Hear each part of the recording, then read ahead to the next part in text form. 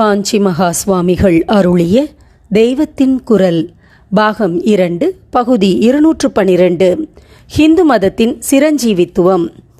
மற்ற மதங்களில் எல்லோருக்கும் பொதுவாக வைத்த தர்மங்களை, அறநெறிகளை நம் மதத்திலும் எல்லோருக்கும் விதித்ததோடு அவரவர் தொழிலை பொறுத்து அதற்கு தனியான விசேஷ தர்மங்களை வைத்து ஒன்றோடொன்று கலந்து விடாமல் சமூகத்தை பிரித்து வைத்ததுதான் நம் நாகரிகத்தின் சிரஞ்சீவி தன்மைக்கு உயிர்நிலை. நம்முடைய மதம் எவ்வளவோ யுகங்களாக நீடித்து வாழ்ந்து வந்திருக்கிறது. ஏதோ ஆதாரம் இருந்துதான் இந்த மதம் இவ்வளவு நாள் பிழைத்திருக்கிறது. எந்த மதமும் இவ்வளவு தீர்க்காயுசோடு இருந்ததாக தெரியவில்லை. நம்முடைய மதத்தை நான் நம்முடைய கோயிலைப் போல நினைத்திருக்கிறேன். நம்முடைய கோயில்கள் மற்றவர்களுடைய சர்ச் அல்லது மசூதியைப் போல சுத்தமாக இல்லை. மற்ற மதத்தார்களுடைய கோயில்களோ வெள்ளையடித்து சுத்தமாக வைக்கப்பட்டிருக்கின்றன. நம்முடைய கோபுரங்களில் முளைத்திருக்கும் மரங்களுக்கு கணக்கே கிடையாது. அவ்வளவையும் தாங்கிக் கொண்டு நமது கோயில்கள் நின்றிருக்கின்றன.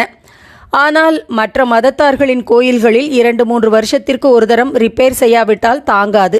நம் கோயில்கள் அப்படி இல்லை. அவை கருங்கல்லால் கட்டப்பட்டிருக்கின்றன.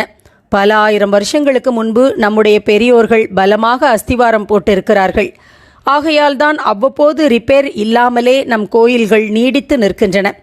நாம் கோயில்களில் பல ஆபாசங்களை செய்கிறோம், அபச்சாரங்கள் செய்கிறோம்.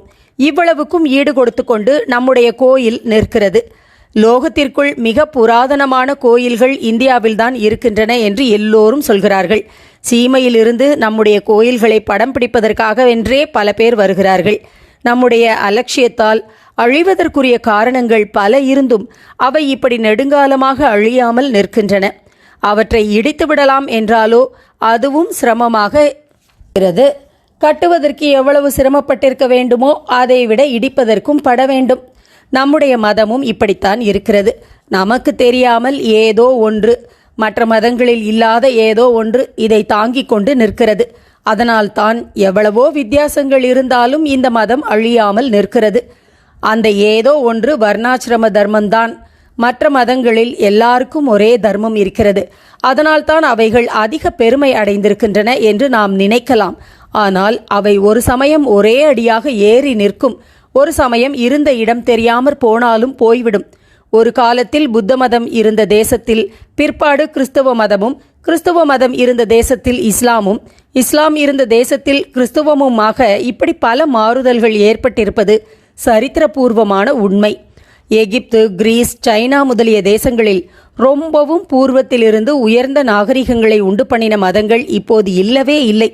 இத்தனை மாறுதல்களையும் பார்த்து கொண்டு வெளியிலிருந்தும் உள்ளே இருந்துமே எண்ணி முடியாத தாக்குதல்களை தாங்கிக் கொண்டு நம் இந்து மதம் மட்டும் சாக மாட்டேன் என்று இருந்து வருகிறது.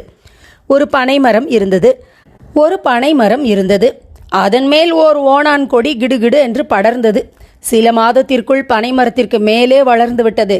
அப்பொழுது அந்த ஓணான் கொடி, இந்த சில மாதமாக இந்த பனைமரம் 1 அங்குலம் கூட உயரவில்லையே, இது உபயோகம் இல்லாதது என்று சொல்லி சிரித்தது. பனைமரம் சொல்லிற்று, நான் பிறந்து 10,000 ஓணான் கொடியை பார்த்திருக்கிறேன். நீ 11,000வது கொடி. ஒவ்வொரு கொடியும் இப்படித்தான் கேட்டது. எனக்கு ஒன்றும் சொல்ல தெரியவில்லை என்று.